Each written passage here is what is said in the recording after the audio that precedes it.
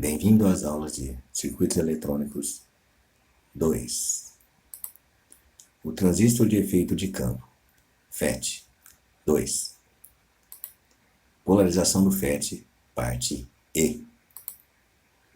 Então, dos circuitos de polarização que a gente viu para o JFET, para o MOSFET do tipo depressão e para o MOSFET do tipo intensificação. Relações gerais, então, para todos os FETs, o I de gate é igual a zero, o I do dreno é igual a o I da fonte. Para os JFETs e para os MOSFETs do tipo depressão, vale a equação de Shockley. E para o MOSFET do tipo intensificação, a gente tem essa outra equação quadrática. A ideia agora é a gente trabalhar com circuitos combinados. Por quê? Porque a gente tem, desde o transistor bipolar de junção, o JFET, o MOSFET do tipo depressão e o MOSFET do tipo intensificação, que são 4 tipos de transistores disponíveis e bastante utilizados em eletrônica em geral. Aí existe também a vantagem de fazer uma combinação entre eles, podendo ser feitas combinações com os transistores bipolares de junção, onde eu tenho uma alta amplificação, com alguns dos FETs que têm uma alta impedância de entrada. Então, existe vantagem de fazer essa combinação entre esses FETs. O desafio, então, para montar essa polarização dessas combinações aí, é que eu tenho que estabelecer um ponto de partida de onde é que eu começo a fazer o cálculo. E normalmente é o que está mais perto do terra, para que a gente consiga estabelecer as tensões e correntes de funcionamento, né, segundo o que? As características físicas do transistor. Vamos iniciar então uma análise aqui com o JFET mais um transistor bipolar de junção. Então eu tenho aqui uma configuração comum de se utilizar, onde eu tenho o JFET em série com um transistor bipolar de junção, aqui entre a parte de dreno e coletor, dreno e fonte, coletor e emissor. Então, a primeira coisa que a gente faz, olhando essa configuração, é notar que eu tenho aqui, então, um divisor de tensão. Se eu tenho esse divisor de tensão aqui, eu consigo, então, estabelecer uma determinada tensão aqui, que seria um V, vamos dizer assim, um V de base. Mas que estaria condicionado ao quê? A minha parte do transistor aqui, que seria aquela do beta RE, ser maior do que 10 vezes esse valor de resistência. Então, eu faço essa verificação. Caso seja, esse V de B aqui já está estabelecido. Então, essa é a primeira coisa que a gente trata. Se não, eu vou usar o método exato para estabelecer onde eu pego aqui e faço o equivalente de TVNAM para poder colocar aqui a minha tensão E de TVNAM nesse ponto aqui, né, desse transistor que é a base desse primeiro que está aqui, que é o transistor bipolar de junção. Então, sabendo que aqui ele tem o valor de 0,7, né, como eu tenho V de B 0,7, eu consigo então encontrar aqui o valor de V de E. Esse valor de V de E, então, permite que a gente encontre a corrente, que é a corrente que está aqui, que é a corrente I de E. E essa corrente I de E, pela configuração que a gente tem, ela é igual a I de C, que está aqui, que é o mesmo que o I de S, que é o mesmo que o I de D, que é a corrente do dreno que está passando nessa parte aqui do meu circuito.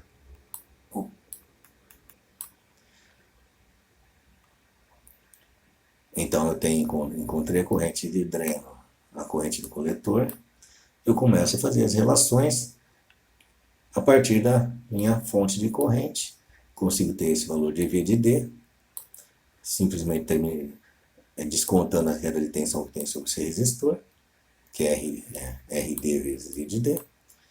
Encontro, então, sabendo que a tensão aqui, V de B aqui, vai ser a mesma tensão que eu tenho aqui no gate, que é o meu V de G. Isso devido que a corrente que eu tenho aqui, estimo aqui como sendo IG igual a zero.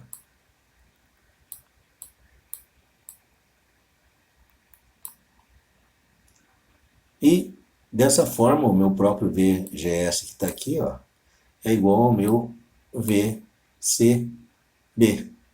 Consigo então fazer uma expressãozinha em função de V de C, que é igual a V de B menos VGS. E consigo encontrar então todos os meus elementos dessa configuração aqui em série. Então a análise foi feita inicialmente usando essa parte de baixo do transistor, que é da configuração, que é o transistor bipolar de junção, e sabendo que eu tenho aqui um divisor de tensão. Então, fazendo os cálculos, o V de B aqui, já encontro que ele é 3,62, então já tenho o V de B. Daí eu consigo descontar aqui o 0,7, já tenho o meu V de E, que vale 2,92. Fazer pela lei de Ohm, consigo então encontrar meu I de E, que vale 1,8825 mA, que é igual ao I de C. Daí, o I de C ele é igual ao I de S, que é igual ao I de D. Já consigo encontrar meu ponto V de D aqui, só descontando essa queda de tensão de VCC. Então, esse valor do meu V de D aqui ó, vai valer 10,7. E sabemos então que esse V de B que está aqui é o mesmo valor de V de G que está aqui, porque a corrente aqui é igual a zero.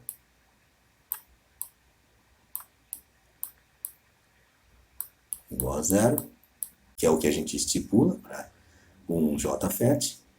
Eu vou utilizar então a equação de Shockley, isolando aqui o meu VGS e encontrando esse VGS que vai ser igual a menos 3,66. Daí eu encontro o meu V de C, pela expressão V de B menos VGS, ou seja, 7,28 volts. Consegui então estipular todas as tensões DC da minha polarização desse conjunto, ou dessa combinação de transistores aí para minha determinada aplicação. Aqui só fazendo uma comparação com o método gráfico, né? Poderia ser feito também pelo método gráfico. Bastava a gente levantar a curva desse transistor aqui, que a gente já tem aqui o IDSS e o VDP. Então eu consigo levantar essa curva aqui. E sabendo-se que eu tenho, então, o meu ID quiescente, aqui que é 1,825 mA, encontro o meu VGS quiescente e posso usar aquela expressão novamente, de V de C é igual a V de B menos VGS, e encontrar o valor de V de C. Confere, então, com o que a gente viu também nos cálculos anteriores. Outro conjunto, então, a gente pode inverter, tanto agora colocar o FET na parte de baixo, ou seja, que está mais ligado perto do terra, e o transistor bipolar de junção na parte de cima. E eu vou ter aqui uma outra configuração combinada com dois transistores, que eu vou fazer a análise então agora por onde? Pelo FET. Já vou saber que esse daqui é um caso de autopolarização, ou seja, o meu próprio VGS que está aqui, ó, é o valor de menos a queda de tensão que eu tenho nesse resistor, de 2,4 ohms. Está aqui. VGS é igual a menos o ID, que é a corrente do dreno, vezes RS. Então, traço a curva do JFET, utilizando, então, a equação de Shockley, e traço a reta, que é a reta VGS igual a menos ID vezes RS. Vejo onde é o cruzamento do ponto e encontro o meu ID quiescente e meu VGS quiescente. Então, já encontro esses dois valores aqui. A partir do meu ID quiescente, eu consigo, então, saber que esse próprio ID quiescente que está aqui, ele é também a corrente do coletor. Está aqui. E sabendo o meu valor I de C, que está aqui, encontro o valor I de B, simplesmente utilizando a relação com o beta. Então, vou encontrar aqui meu I de B.